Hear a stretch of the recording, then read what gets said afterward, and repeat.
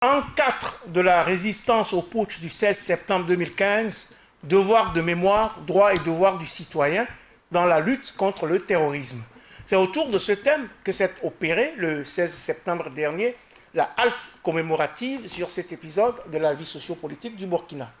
Mais à côté de ce 16 septembre de la commémoration pour les uns, il y avait aussi cette année ce 16 septembre de la marche-meeting planifiée par l'Union d'Action Populaire et qui a tourné au bras de fer avec les forces de sécurité.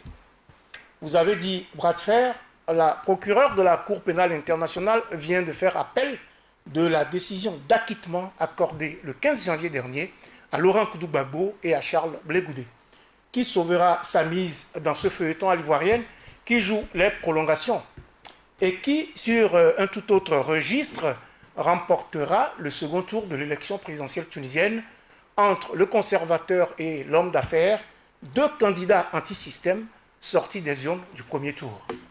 Mesdames, Messieurs, bonsoir et bienvenue à ce nouveau numéro de Périscope qui reçoit pour vous aujourd'hui Germaine Pitroipa. Germaine Pitroipa, elle est commissaire politique de l'UNIR-PS, c'est l'Union pour la Renaissance, parti sankariste. Bonsoir, Madame Pitroipa, et merci d'avoir accepté notre invitation. Bonsoir, surtout merci de m'inviter. Également sur le plateau de Périscope, aujourd'hui, Félix Kofi Ametepe, journaliste et enseignant des universités. Bonsoir, et merci d'avoir accepté notre invitation. Avec plaisir. Mesdames, Messieurs, à nouveau bonsoir. C'est le 84e numéro de votre émission Périscope que j'ai le plaisir de vous présenter aujourd'hui.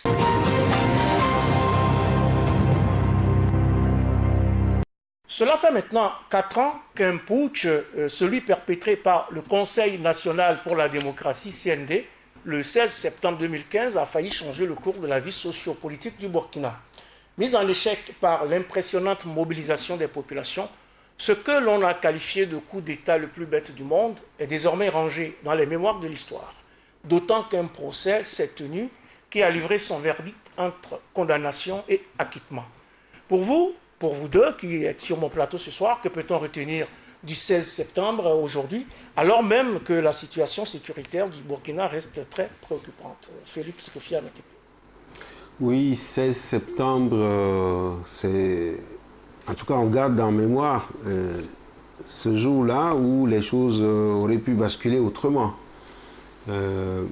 Parce que pour la 8e fois, des militaires faisaient irruption sur la scène politique pour prendre le pouvoir avec la force. Parce que après l'insurrection populaire de fin octobre 2014, on se disait que bon, c'était terminé cette période où les militaires étaient tentés, mais en fait, ils n'ont jamais digéré la fin brutale du régime Compaoré et de tout ce que ce régime voulait donc faire de l'État. Donc une sorte d'appropriation ad vitam aeternam de l'État. Et donc ces militaires sont revenus pour prouver qu'ils n'en avaient pas fini avec les coups d'État, malheureusement, dans ce pays qui en avait déjà connu au moins 7 coups d'État auparavant. Donc pratiquement 27 ans après, ou 28 ans après, on revient encore à un coup d'État dans ce pays. Et quand on regarde aujourd'hui les agissements qu'on voit à gauche et à droite, on a l'impression qu'on n'en a pas fini, malheureusement. Vous pensez qu'on n'en a pas fini? Est-ce que ce procès n'est pas justement pour dire plus jamais de coup d'État au Burkina? Ça aurait pu être une des leçons du procès du putsch. Malheureusement, à la fin du procès, on n'a vu aucun des accusés, notamment les principaux, dire « nous avons compris que désormais on ne devrait plus procéder de cette façon pour prendre le pouvoir au Burkina ». Bien au contraire, on voit que certains de leurs partisans regrettent qu'ils ne soient pas allés jusqu'au bout. Il suffit de lire entre les lignes des déclarations qui sont faites à gauche et à droite. Et alors, Madame Pitroipa, vous pensez qu'il faut encore s'inquiéter d'un coup d'État au Burkina? Personnellement, non. Personnellement, je ne m'inquiète plus. Pour la simple et unique raison que si on a mis fin à cette tentative qu'on a qualifiée de bête, cette tentative de coup d'État, c'est parce que le peuple burkinabé a dit non. Sinon, la plupart que ce soit dans la sous-région, où la plupart des hommes, plus ou moins de la hiérarchie militaire, tout le monde avait entériné le coup d'État. Mais le peuple a dit non à travers sa jeunesse. Donc je ne m'inquiète plus et je pense... Vous êtes sur la même ligne que les principaux accusés qui disent que la hiérarchie militaire était dans le coup? Personnellement, c'est mon point de vue personnel. La hiérarchie, qu'elle ait été dans le coup ou pas, la hiérarchie avait entériné. Personne, je dis bien personne, si les jeunes n'étaient pas sortis, si la population n'était pas sortie, je n'ai pas entendu un seul moment où un chef, ses supérieurs, soit sorti pour condamner le coup d'État. Ce n'est qu'au cours des négociations que nous avons appris qu'il y en a qui ont dit qu'il faut prendre vos responsabilités. Prendre ses responsabilités, ça veut dire quoi en termes militaires? Parce que les autres avaient dit non, nous allons aller jusqu'au bout. S'ils leur disent prenez votre responsabilité, ben, pour moi, ils ont compris pour eux, et je ne dis pas qu'ils avaient bien compris, mais en attendant, pour leur malheur, ils ont cru que c'était un blanc-seing qu'on leur avait donné. Et pour leur malheur, c'est le peuple burkinabé qui a dit non. Alors donc, pour vous, c'est parce que le peuple s'est levé qu'il y a eu cette résistance. Oui, qu'est-ce que vous avez à dire à ce peuple-là aujourd'hui? C'est le 16 septembre, juste quelques jours après cette commémoration. 4 ans après, qu'est-ce qu'on peut dire à ce peuple? À ce peuple-là, je ne peux que le féliciter. Et je continue à croire que contrairement à ce que vous avez dit tout à l'heure, un coup d'État aussi bête ne pourra plus se réaliser au Burkina. Ce que nous avons vu le 16 septembre et les jours suivants montre que, en tout cas, la frange jeune de cette population-là sait ce qu'il veut et sait ce qui ne va plus se passer au Burkina. Ouais, vous savez, Madame Pitroipa, qu'il y en a toujours parmi ces jeunes qui se sont levés contre ce putsch, qui restent toujours dans une situation assez difficile. Il y en a qui traînent encore des balles, 4 ans après. Bien sûr, je sais que c'est pas facile. C'est pas facile pour eux, en tout cas ceux qui ont offert leur poitrine pour arrêter ce coup d'État bête-là, c'est pas facile. Et je pense que ce n'est pas parce que justement il y a eu ces drames-là que nous devons oublier que ça aurait pu être pire si nous avions accepté la conclusion de ce coup d'État le plus bête du monde. Et je pense que c'est vrai, nous devons avoir chaque fois une pensée pour ceux qui se sont rebellés, ceux qui se sont montrés face aux balles du RSP en disant non, nous n'allons pas l'accepter. S'ils ont accepté, s'ils ont vu ce que la jeunesse a pu faire, je pense que tout militaire, je dis bien tout militaire, y compris les revanchards qui sont tapis je ne sais où, y compris les revanchards ont compris que dans ce pays, en tout cas, il serait difficile de sortir et dire j'ai fait un coup d'État et ce coup d'État a réussi. Et ce coup d'État a réussi. Kofi Abetepe, vous avez vécu ces événements un peu à la première place, si j'ose dire. Avec le recul, est-ce que vous mesurez un peu les efforts, les sacrifices qu'on a dû accomplir pour arriver à faire changer les choses? Oui, il y a eu effectivement des sacrifices pour résister à cette tentative de coup d'État. Mais 4 ans après, je n'ai pas l'impression c'est ceux qui ont fait ce putsch et leurs complices aient renoncé totalement à cette façon de prendre le pouvoir au Burkina Faso. C'est ma conviction, non pas juste pour dire que ce coup d'État était le plus bête du monde, mais c'est ma conviction quand je regarde les conditions matérielles aujourd'hui du débat politique. Il y en a pour qui aujourd'hui il n'y a pas d'autre façon que de faire un putsch. Ce n'est pas nécessairement mettre les militaires en avant. Un putsch, c'est aussi lorsque des personnes interviennent de façon violente pour prendre possession des institutions. Je pense aujourd'hui, on n'a plus besoin de faire un coup d'État avec des Kalachnikov. Il suffit d'aller, de répandre une fausse information. Et il peut y avoir un coup d'État. Il s'agit bien d'un coup d'État et non d'un coup de force. Les coups de force, on n'en a pas fini. Et malheureusement, je suis convaincu aussi qu'on n'en a pas fini avec des coups d'État. Parce que regardez un peu le discours qui se tient aujourd'hui sur les institutions. Même lorsque des gens disent au président qui est élu démocratiquement de démissionner, c'est une tentative de coup d'État. Ça veut dire qu'on ne respecte plus les institutions. Alors que normalement, force doit rester aux institutions, à la loi, Voilà, et tout à fait. Donc, les changements doivent s'opérer dans les urnes. voilà, il y a des gens aujourd'hui qui ont envie de prendre le pouvoir, et à partir du moment où on veut prendre le pouvoir par des voies qui ne sont pas celles qui sont consignées dans la nomenclature de nos institutions, la tentative de coup d'État n'est pas totalement terminée dans l'environnement. Oui, Madame Pitroapa veut réagir. C'est pas facile de perdre ses prérogatives. C'est pas facile. Je sais pas, je ne dis pas qu'il n'y a pas des militaires, même des civils qui rêvent de cela.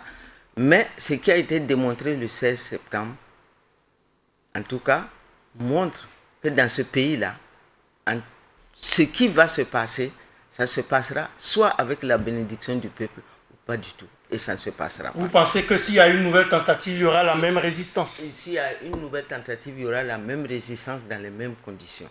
Pour la simple et unique raison que ce n'est pas parce que les gens ne sont pas sortis parce qu'ils n'avaient rien à faire.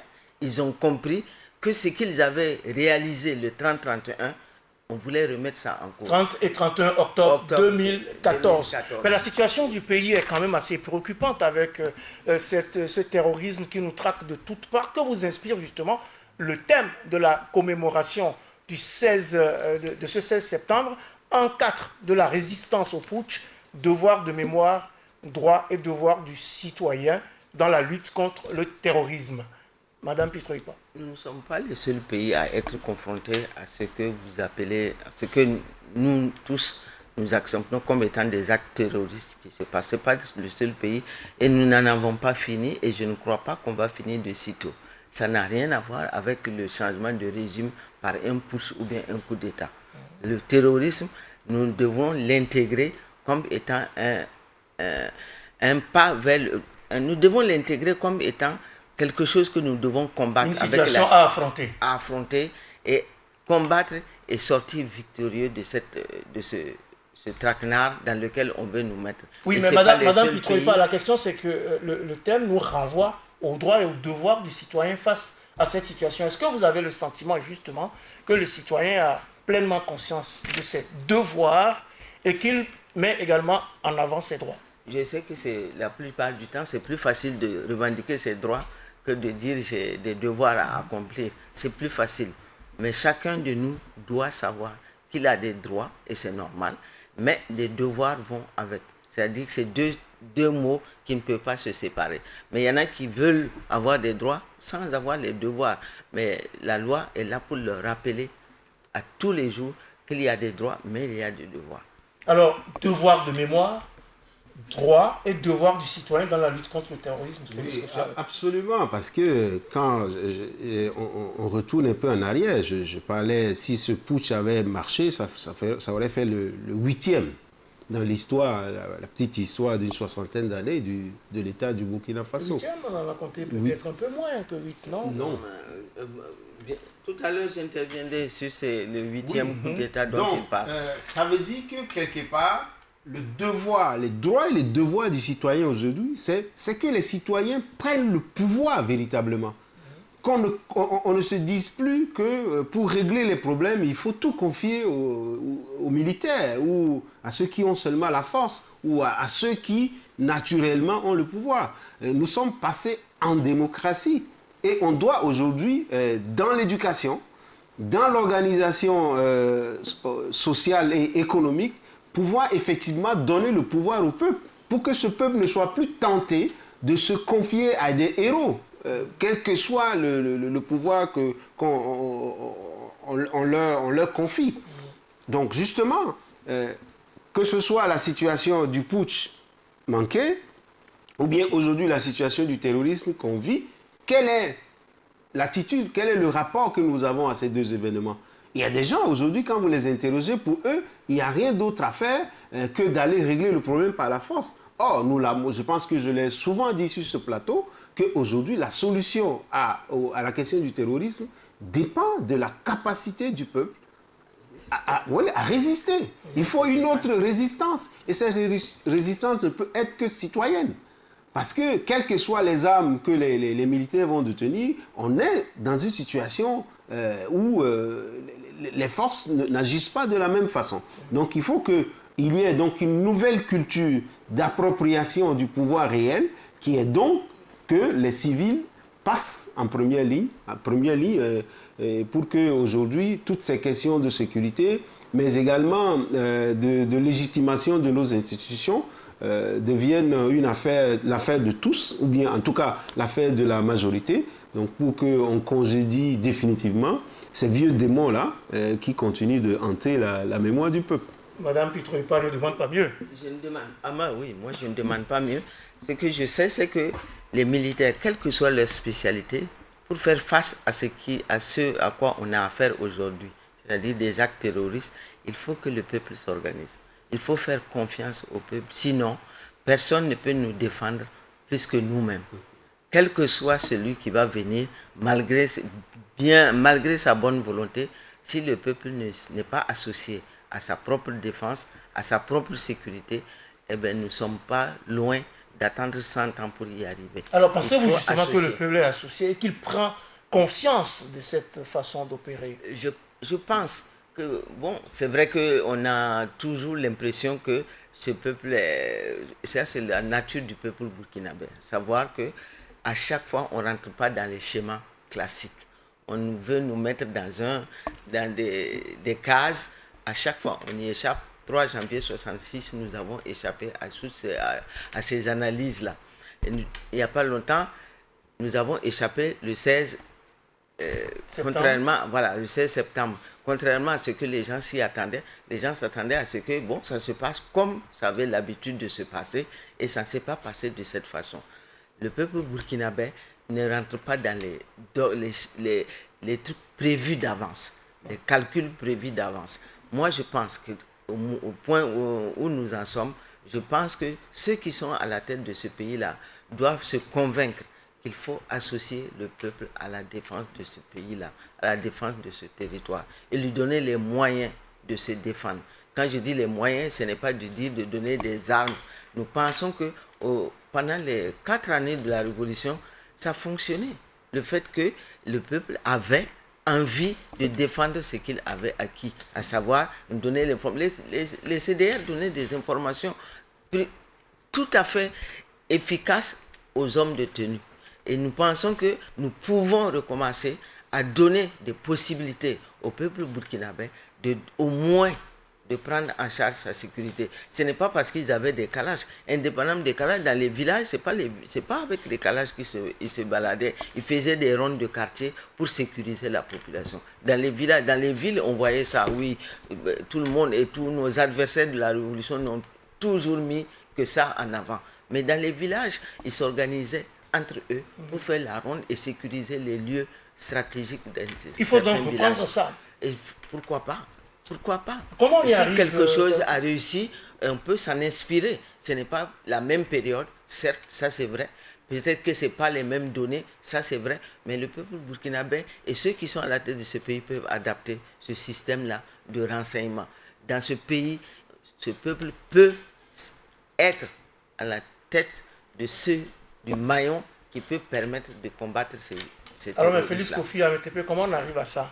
Avec la situation que nous vivons actuellement, comment on fait pour associer les différentes populations, pour les embarquer dans cette vision commune de prendre en main sa défense? Oui, mais ça commence d'abord par à poser les vrais problèmes. Il faut que les gens sachent ce qui se passe sur le front, qui sont les ennemis, comment ils agissent, et que en termes aussi de transparence dans la gestion de la crise, qu'on soit suffisamment informé sur les moyens dont dispose le gouvernement, l'armée, en tout cas de telle façon que les gens comprennent qu'il y a péril en la demeure et que si eux, ils ne se mettent pas en avant... Ça fait 4 ans que ça dure, Kofi. Ah oui, mais 4 ans, c'est... On a déjà compris qu'il y a péril en la demeure. Non, tout le monde n'a pas compris. Ça paraît long, mais 4 ans, ça paraît beaucoup. Mais il y a des pays qui font face au terrorisme depuis plusieurs décennies. Depuis 2011. Voilà, donc je pense qu'il ne faut pas confondre vitesse et précipitation.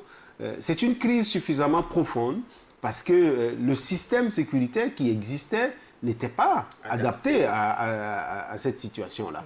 Ensuite, il y a aussi la gouvernance. La gouvernance des questions de défense et de sécurité, et pendant presque 3 décennies, était confiée seulement à un groupe de personnes. Et que chacun rentrait le soir, buvait sa bière et dormait chez lui. Ne se souciait guère de cette affaire de ronde, des quartiers et tout. Jusqu'à ce que on se réveille un jour et qu'on se rend compte que même en plein jour, on attaque l'état-major général des armées.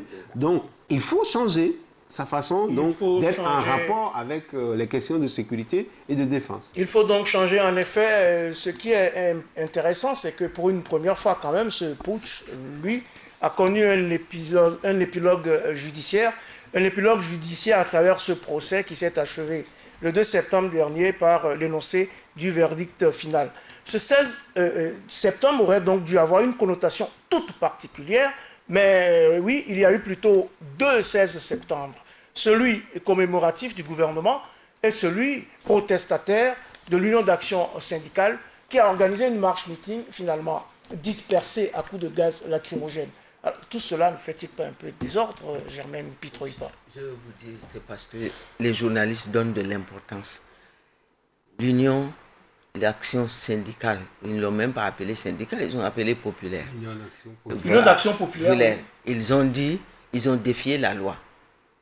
Ils ont défié, ils n'ont pas respecté la loi. Non, mais vous dites que les journalistes donnent de l'importance. C'est un événement à couvrir. On a couvert cet événement. Je n'ai pas dit de on ne a pas rendu couvrir, compte, mais on n'entend que répéter ça à longueur de journée sur toutes les chaînes. Oui, il y a eu l'action, ils n'ont pas respecté la loi, ils ont voulu défier l'État, ils ont reçu la leçon qui leur était, on leur a appliqué la rigueur de la loi. Et la vie continue. On leur a appliqué la rigueur de la loi et la vie continue, Félix Kofi-Ametepe. Non, mais quand on voit un peu le modus operandi de ces organisations syndicales-là, ils n'ont pas choisi la date par hasard.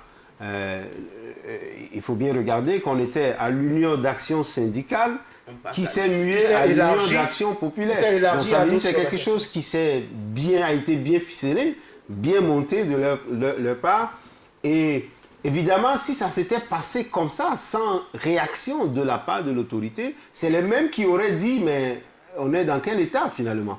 Donc je pense que ça fait partie, pour reprendre les termes de Mme Pitroipa, ça fait partie un peu de la tradition politico-syndicale au Burkina, qu'on sent qu'il y a du débat dans les paroles, mais il y a aussi du débat dans les actions, dans les rues. C'est la preuve pour moi en tout cas, c'est la preuve que le débat démocratique est très vivant et vivace au Burkina Faso. Peut-être que c'est le quartier latin de l'Afrique de l'Ouest, mais j'en suis fier d'avoir participé justement dans le temps à ce débat démocratique-là. Mais ce que je vais dire, ils n'ont pas mué en union d'action populaire parce qu'ils voulaient, parce qu'il y a des syndicats qui ont dit et qui font partie de l'union justement d'action syndicale qui n'étaient pas d'accord avec eux. Pour ne pas perdre la face, on dit c'est maintenant une union d'action populaire. Dans tous les cas, moi je dis, ils n'ont pas respecté la loi et par la même occasion, ils ont voulu défier l'autorité de l'État. Eh bien, on leur a appliqué la loi et je pense que la vie continue. Ouais, mais tout de même, c'est revanchards, c'est les nostalgiques de Blaise Compaoré, qu'ils le veuillent ou non. C'est la majorité, c'était les nostalgiques de Blaise Compaoré. Mais il y en a beaucoup parmi eux qui ont pris part à cette instruction. Non, je ne dirais pas ça. Je pense que c'est un test. Ça a été un test. Parce que on reste dans la théorie avec cette histoire d'union d'action populaire. Je pense qu'ils voulaient cette légitimité populaire. Ils l'ont certainement pas eu, mais voilà, ils ont essayé parce que, vous voyez, la symbolique de la date, les lieux, n'oubliez pas que c'est le même couloir depuis le 3 janvier 1966, le couloir de la cathédrale. Donc, il y a beaucoup de symbolique. En tout cas, c'est la lecture que moi j'en fais en tant qu'observateur avisé. Bon, maintenant, les gaz lacrymogènes, je pense que c'est une première épreuve aussi pour quelqu'un comme Bassolma Bazier, qui depuis qu'il est secrétaire général, enfin le général de cette troupe-là, n'avait pas encore respiré le lacrymogène. Bon, attendons les prochains jours. Vous voulez dire que c'était une bonne chose donc d'avoir... Absolument, parce que jusque-là, on était habitué à des joutes oratoires. Maintenant, on est passé à une autre étape.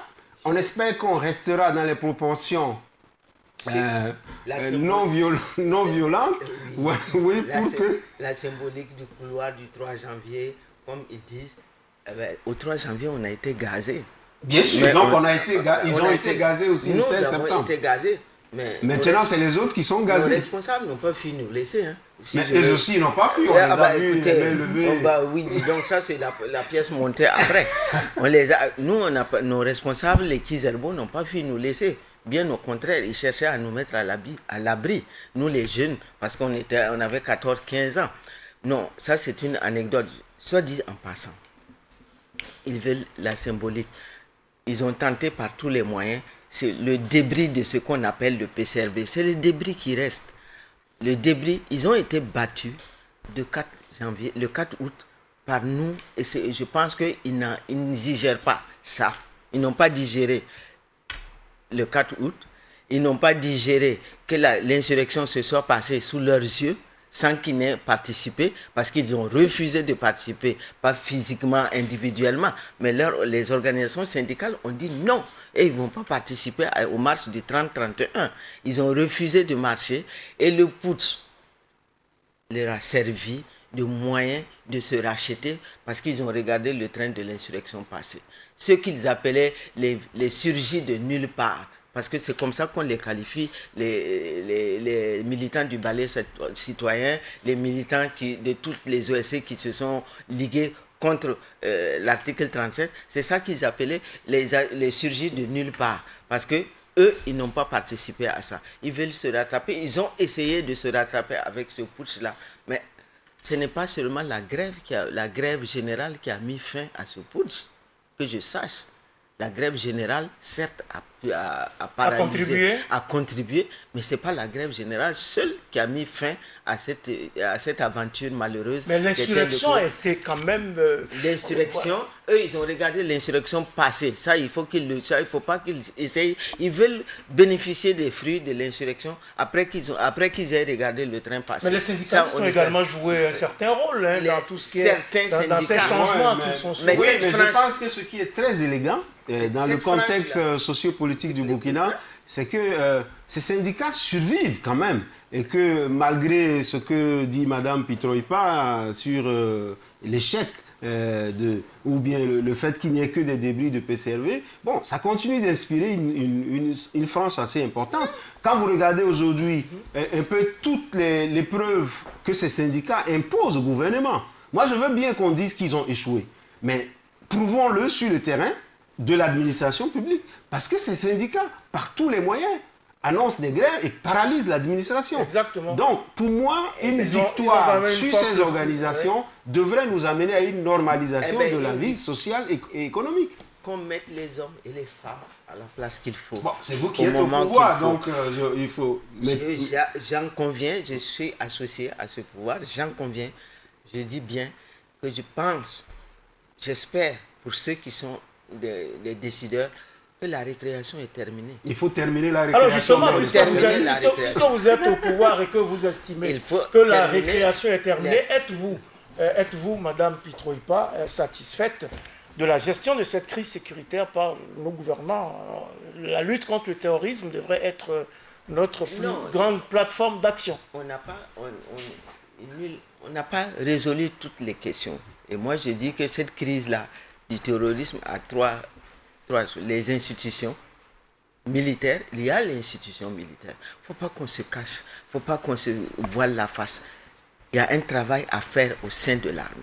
C'est l'armée qu'il faut réorganiser, parce que l'armée n'était pas organisée pour défendre le territoire. L'armée était organisée pour défendre un individu et son système.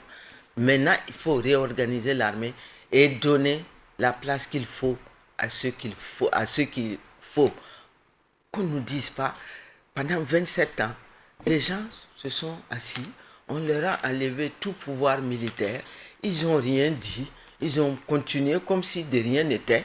Comment on peut expliquer qu'un chef d'état-major, vous savez bien que vos hommes n'ont rien, n'ont aucun moyen, même pour défendre votre propre sécurité, et vous n'avez rien fait?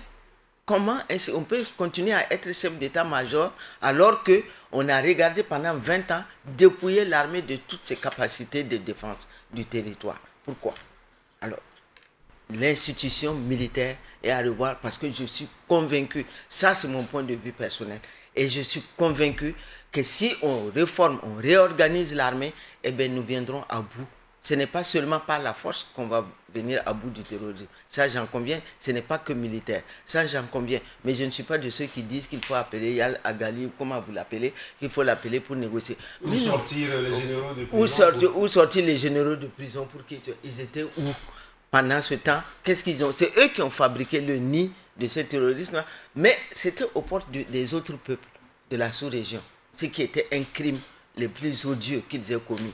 C'était eux qui favorisaient, qui installaient les Nial Gali dans les hôtels pour qu'ils planifient comment ils vont aller déstabiliser le Mali, comment ils vont aller déstabiliser la Côte d'Ivoire. Donc c'est un retour de baïonnette, Madame Pitroipa, mais alors, plus que jamais aujourd'hui, le Burkina a besoin de nous subissons les conséquences de ce qu'ils ont planifié pour les autres peuples. Et quand on aime son peuple, on ne doit pas haïr le peuple des autres. Alors, le Burkina... Eux, ces généraux-là ont planifié l'insécurité aux portes du Burkina. Et bien maintenant, nous avons le retour de bâton. Parce que justement, on ne leur donne plus les moyens de planifier pour aller déstabiliser les voisins. Alors, Kofi Ametepe, justement, on a besoin de quiétude, de paix, de sérénité. Comment construire la réconciliation nationale que tout le monde appelle de ses voeux, mais en la payant toutefois de ses seuls pinceaux.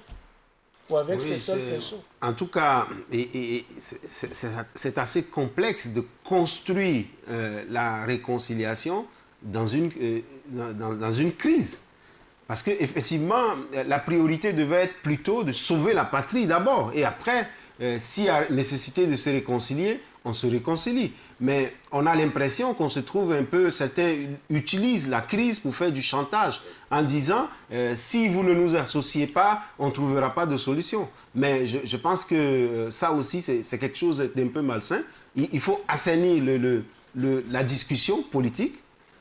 Permettre à chacun d'apporter sa contribution et qu'il l'apporte franchement.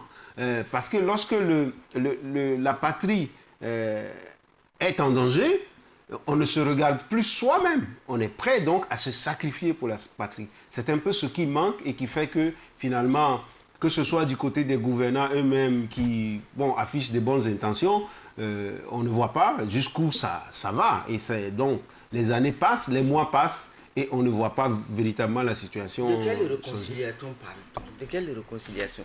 Qui doit se réconcilier avec qui? Le peuple n'a aucun problème de réconciliation. Qu'il y ait des problèmes politiques qu'il faut résoudre. C'est quelle réconciliation? On va se dans réconcilier. aucun pays, les peuples n'ont pas besoin de se réconcilier. C'est toujours les dirigeants qui créent les problèmes et qui après... Et qui ont besoin de se donner la main pour qu'on puisse avancer. Parce qu'on doit quand même travailler ensemble de concert pour le bien de la nation. Moi, j'aimerais bien savoir qui moi je pardonne pour qu'au finish, nous pardonner par exemple au général Djendjere. Si le général Djendjere n'a pas reconnu avoir fait quoi que ce soit, il a dit il est innocent. Moi, comme la maman de Norbert Zongo, c'est qui je pardonne. Tout le monde dit c'est pas moi. C'est qui je pardonne. Moi, j'aimerais bien savoir. Moi, j'aurais souhaité que, par exemple, ceux qui disent qu'ils ont été gazés, moi, j'aurais souhaité que Thomas soit en prison, que 30 ans après, je sois en train d'être gazé pour demander sa libération. Je pardonne qui? Celui qui veut que je lui pardonne, qu'il reconnaisse d'abord qu'il a posé un acte qui est contre mon... Et qui doit être pardonné. Et qui doit être pardonné. Et en ce moment, on pourra se réconcilier. En tout cas, voilà. Madame Pitroipa... En tout cas, c'est pas simple. Madame Pitroipa, on va poursuivre parce qu'on chantonne aussi la réconciliation nationale à toutes les tonalités politiques sur les bords de la lagune Ébrié. Le Parti démocratique de Côte d'Ivoire, Rassemblement démocratique ivoirien, PDCI RDA, d'Henri Konan Bédié, et le Front populaire ivoirien FPI de Laurent Koudou Gbagbo se retrouvent d'ailleurs main dans la main pour cette conquête, cette quête de la réconciliation. Alors, au moment où l'ancien président ivoirien, acquitté par la Cour pénale internationale le 15 janvier dernier, espérait en avoir fini avec cette affaire, la procureure Fatou Bensouda en remet une couche et fait appel de la décision du tribunal. Kofi Ametepe, que pensez-vous de cet appel de la procureure de la CPI? Bon, ça fait partie du jeu de ce tribunal de cette Cour pénale internationale qui a visiblement raté sa mission, celle de contribuer effectivement à la paix et à la réconciliation en Côte d'Ivoire. Gbagbo, Laurent n'aurait pas dû se retrouver là-bas. Et je pense que c'est pour sauver un peu la face qu'il y a cet appel. Mais l'essentiel se passe plutôt en Côte d'Ivoire. Ce n'est ni à Bruxelles, encore moins à La Haye. Je pense aujourd'hui que les Ivoiriens doivent courageusement accepter d'écrire de nouvelles pages de leur histoire. Et que ces leaders, dont le bilan n'est pas très reluisant pour la santé même de l'État ivoirien, doivent faire leur mea culpa et se dire ils sont encore vivants, ils ont la chance d'être encore vivants et que, voilà, ils posent les bases d'une véritable relance de la Côte d'Ivoire. Parce qu'aujourd'hui, il suffit que Alassane Ouattara, Bédié et Laurent Gbagbo, les trois se donnent la main pour que tous ces problèmes, on en finisse avec tout ça. Chacun reconnaît ses torts et malheureusement, c'est la tâche noire de tous les politiques africains. Normalement, on doit plutôt travailler pour son pays. Or, il y a des gens qui se servent des institutions, de leur position, pour aujourd'hui vouloir que toute la République se mette à leur service. Alors vous dites que la procureure ne fait en réalité que donner un coup de pied dans l'eau, en quelque sorte. Donc pour vous, cet appel ne relance pas complètement cet appel. Ça ne peut pas relancer parce qu'on a tous été témoins du fait que dans ce dossier-là, finalement, il n'y a rien. Il n'y a rien.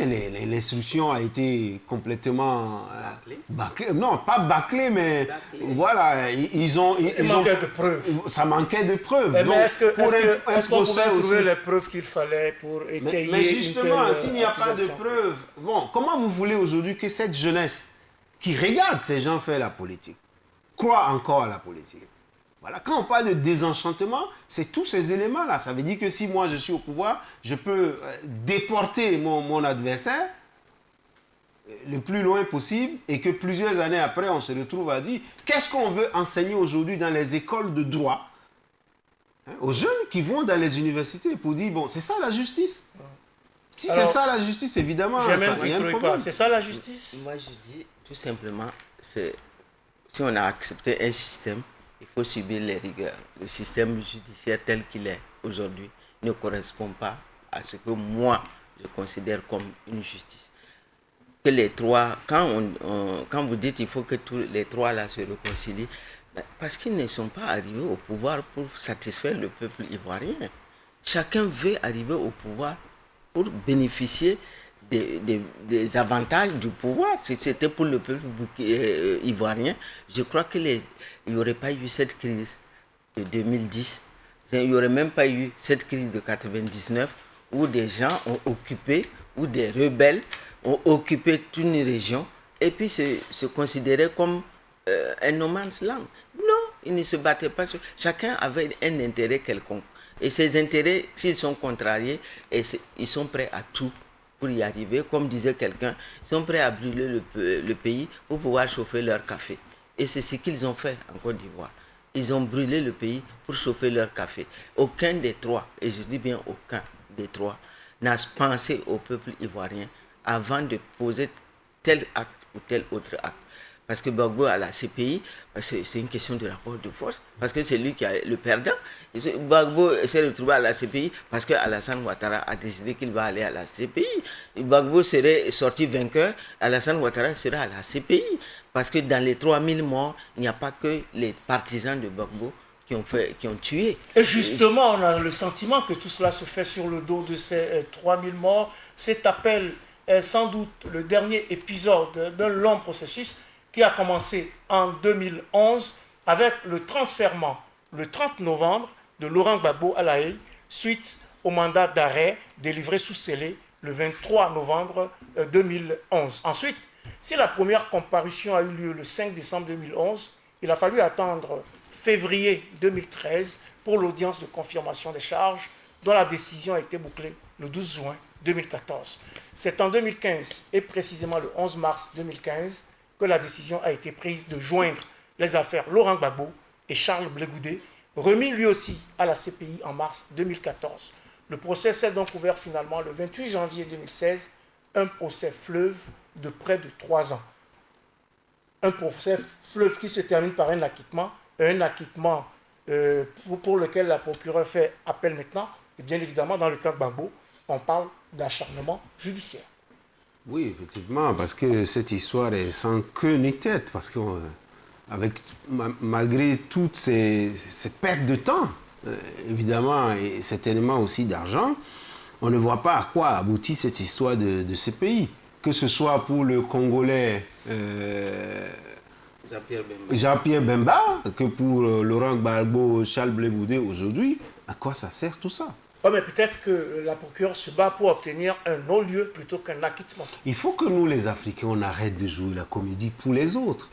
Bensouda, il est africain. Gbagbo, il est africain. Blé Boudet, il est africain. Jean-Pierre Bemba, il est africain. Pourquoi ceux qui font cette cour là-bas, et on ne les amène pas? Et c'est les Noirs qu'on déporte encore.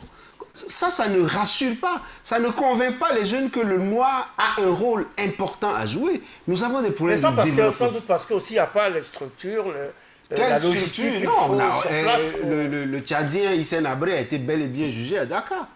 On pouvait se contenter de ça. Hissène Habré est passé à Dakar avant Gbagbo. Donc, lorsqu'on continue de s'arranger avec l'ex-puissance colonisatrice, évidemment, ça coûte très cher pour faire des arrangements. Et eux, ils sont très malins. C'est encore nous qui mettons devant pour exécuter la comédie.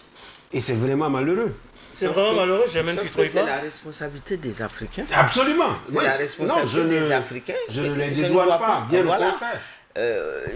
S'ils acceptent d'être des marionnettes, eh ben, on joue avec, voilà, tout simplement.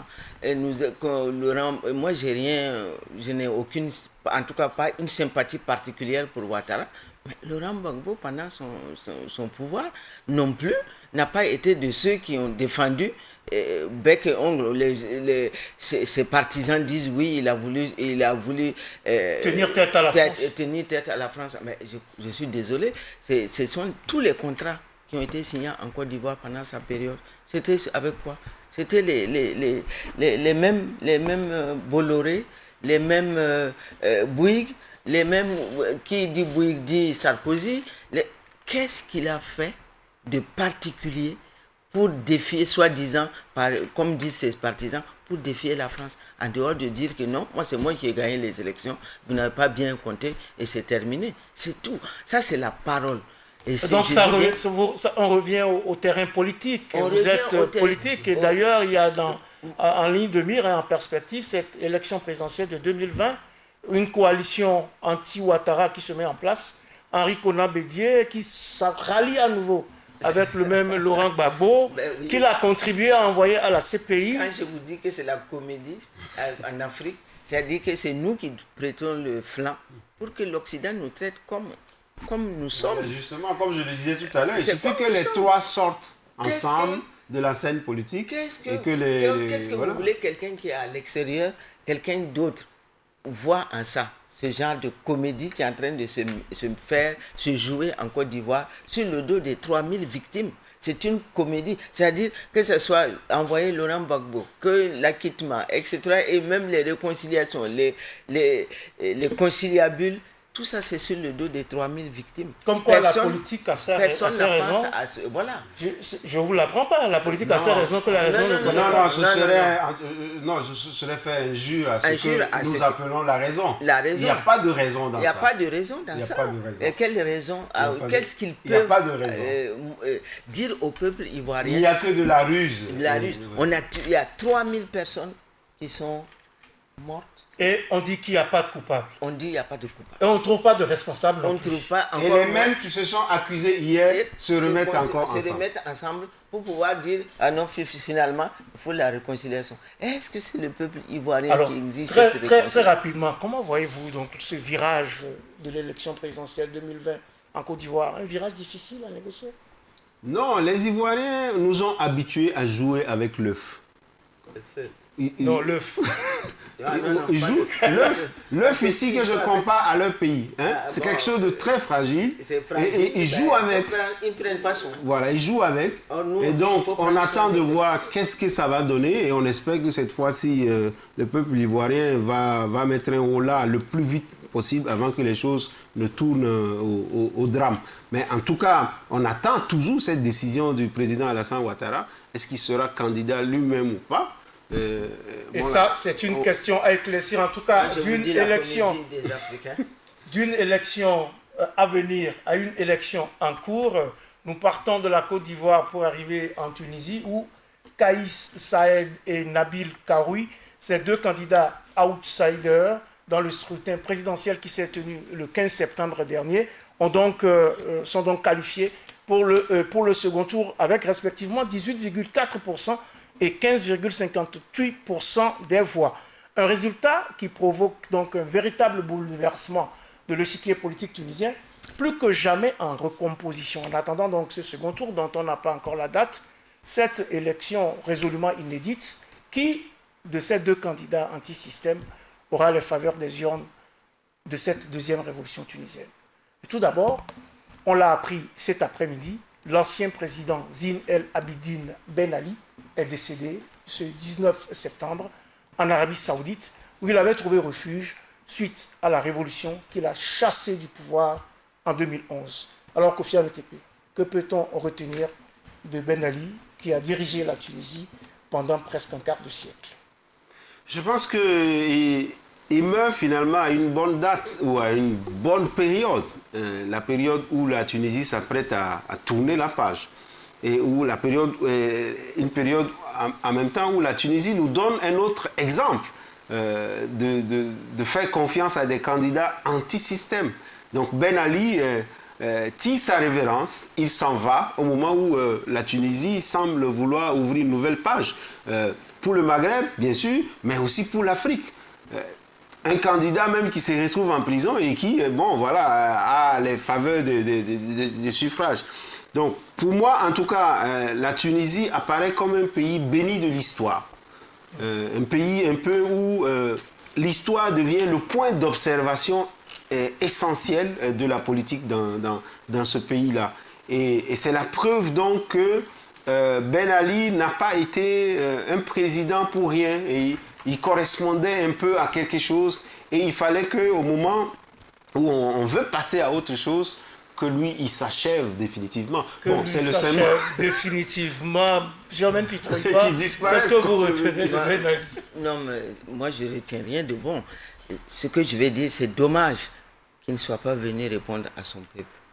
Parce que après. Est-ce qu'il a quelque chose encore à répondre? Si, il avait à répondre. Je pense qu'il a été condamné, il aurait pu rester. C'est comme ça que je dis, les gens ne viennent pas au pouvoir. Le pouvoir n'est pas est un objectif et un but pour certains. Ce n'est pas un moyen pour sortir son peuple de la misère et du sous-développement. Si ce qu'il a fait, c'était pour le bien du peuple, le peuple a dit non, nous ne sommes plus d'accord avec la façon dont vous dirigez ce pays-là. Qu'est-ce qui l'empêchait? À je sache, qu'est-ce qui l'empêchait de rester et de rendre compte à ce peuple-là, au nom duquel il a parlé pendant 37 ans. Et 37 ans, au cours duquel, à son nom, j'espère que c'est à son nom seulement, à son nom, des crimes ont été commis. C'est dommage que le peuple burkinabé, et je dis peuple tunisien, n'est pas loin du peuple burkinabé, ne puisse pas dire demander, la même chose en effet. On peut dire la même chose. On n'a pas eu l'occasion d'entendre celui qui pendant 37 ans a parlé en leur nom, a agi en leur nom, tout même en commettant des crimes en leur nom. C'est dommage, mais j'espère que ça sera une leçon pour tous les autres chefs d'État. En tout cas, c'était... finir 37 ans après le règne pour aller finir de façon... je ne dis même pas, il n'était pas misérable, mais de finir hors de son pays et de... C'est un appel à un autre président qui est c'était peut-être aussi son choix. En tout cas, c'est donc la gloire et le déclin d'un président, s'il vous plaît. Oui. Zine El Abidine Ben Ali s'est propulsé à la magistrature suprême de la Tunisie le 7 novembre 1987, après qu'il eut destitué le père de l'indépendance, Habib Bourguiba, pour raison médicale. Près d'un quart de siècle plus tard, il est chassé du palais de Carthage par une révolution née d'abord dans les rues de Sidi Bouzid. Il trouve refuge en Arabie Saoudite. Il faut noter d'ailleurs que les poursuites engagées contre cet ancien président tunisien qui vient de nous quitter n'ont pas pu aller à leur terme. Le total des peines prononcées à son encontre à l'issue de plusieurs procès par contumace atteignait toutefois en 2018 plus de 200 ans de prison. Ben Ali s'est donc allé, il s'en est allé au moment où le premier tour de l'élection présidentielle tunisienne, la deuxième depuis la Révolution, a livré son verdict. Et ce sont deux outsiders, deux candidats anti-système, Kais Sayed et Nabil Karoui, qui raflent la mise et se qualifient pour le second tour. Alors, Kofi Annan-Tepe, vous attendiez-vous à un tel résultat? Absolument, absolument, parce que le cas tunisien reste un cas d'école, véritablement. Et il faut d'abord voir comment ce pays a peiné pour avoir des candidats. L'organisation de cette élection n'était pas donnée au départ. Il a fallu que le dernier président décède pour que les choses soient précipitées. Et on voit bien qu'aujourd'hui, en Tunisie, il ne devient plus président celui qui peut, mais celui qui veut. Et mais il y avait un pléthore de candidatures. On avait une centaine de candidats au départ. Oui, mais le peuple 26, vient de donner son verdict et s'est même permis de donner ses suffrages à quelqu'un qui est en prison. Donc ça veut dire ce que ça veut dire. Je pense que c'est toute une symbolique qui devrait amener aujourd'hui les observateurs de la scène politique tunisienne à aller un peu plus loin dans les analyses. Parce qu'une chose est d'avoir beaucoup de candidats, une autre est de voir quel est finalement le verdict final du peuple. Et donc, je pense que la Tunisie se porte plutôt bien. C'est à l'honneur de ce peuple qui a toujours prouvé que malgré la dictature qu'il a subie pendant des décennies sous le règne de Ben Ali, les gens n'ont pas totalement courbé l'échine. La preuve d'une certaine vivacité aussi de la culture politique en Tunisie, et ça devrait pouvoir inspirer du côté ici du pays du princesse Yenega. Alors, de la princesse Yenega, de la princesse Yenega. Non, je pense que ça prouve simplement la vivacité de la démocratie en Tunisie. Ils ont donné une leçon en 2011 et je pense qu'ils sont en train de vous donner. Mais je rappelle que le deuxième là, que vous avez cité n'est pas anti-système. Il a profité du système. Il s'est joué du système. Que l'autre, Car oui, vous voulez dire l'homme d'affaires qui est en prison? Celui qui est en prison, il s'est joué du système. Il était dans le système, il n'est pas sorti de nulle part, comme on aime le dire. Non. Ce que je veux dire, c'est que le peuple tunisien, c'est vrai, a souffert pendant 37 ans, a pu avoir les capacités et les forces morales de faire face à ce qu'ils ont, en tout cas à Zine Ben Ali. Et je pense que cette fois-ci, ça devrait aussi inspirer un certain nombre de pays, notamment aussi le Burkina Faso. Nous sommes sortis d'une insurrection et je pense qu'il faut que ceux qui ont la responsabilité de ce pays-là réfléchissent à plusieurs fois avant de penser uniquement qu'aux élections. Parce que depuis un certain temps, n'eût été les djihadistes, ou du moins, en tout cas, le terrorisme qui nous empêchait. Tout le monde ne pense qu'aux élections. Mais c'est toujours le cas, Madame Pitroïpa. Vous tous, partis politiques, vous avez plutôt la tête dans l'élection présidentielle 2020. Voilà, on a la tête élection 2020, mais il faut réfléchir profondément et savoir qu'on ne peut pas, après cette insurrection-là, continuer comme si de rien n'était. Ce n'est pas possible. Il faut que nous réfléchissions, nous, les politiques, que nous réfléchissions profondément pour que le pouvoir ne soit pas un objectif et un but uniquement. Comment vous faites pour tenir ce discours et pour effectivement promouvoir une telle vision au sein de la majorité? Comment je fais? Je suis en train de vous parler en tant que journaliste. J'espère que beaucoup nous écoutent et que, y compris les politiques aussi, à ma façon, j'essaye de leur faire comprendre. Je ne vais pas vous donner les détails de comment je fais, mais je sais que je travaille pour que ce pays-là, qui mérite, et surtout sa jeunesse, qui mérite un grand respect, qu'on prenne en compte ses préoccupations avant de ne penser quoi, aux élections de 2020. Alors, très J'aimerais quand même rapidement, retenir une belle leçon du cas tunisien. Vous voyez bien que c'est au moins 10 ans après la révolution qu'on se retrouve aujourd'hui dans une élection suffisamment ouverte. 8 ans après. 8 ans après, donc c'est pratiquement 2 mandats chez nous. Tout à fait. Donc quand on voit certains qui sont impatients à se dire bon, il faut la rupture tout de suite. Non, la rupture se fermente et puis finit par se réaliser parce que après tout, c'est le peuple qui donne la marche à suivre. Ce n'est pas les politiques. Alors, on n'a plus le temps, Madame Pitroipa, en 30 secondes chacun. Karoui ou le juriste qui est donc arrivé en tête de ce scrutin, je vois que le choix de Madame Pitroipa est presque fait. Alors, qui... Non, je rectifie, je ne suis pas... Je rectifie le fait que ce n'est pas de hors système, anti-système, c'est tout. Mais je pense que compte tenu de l'écart qu'il y a entre les deux, ça je parle en tant que politique maintenant, l'écart qu'il y a entre les deux, je pense que le juriste a de fortes chances d'y arriver. Le juriste a de fortes chances d'y arriver, mais c'est un juriste qui n'a pas de projet de société. Il compte sur les Tunisiens pour lui en fabriquer un Kofi Amétépe. Et c'est justement là où se trouve le paradoxe, parce que ça risque aussi d'aller du côté de Karoui, qui lui, il a le bénéfice de ne même pas être dans le jeu.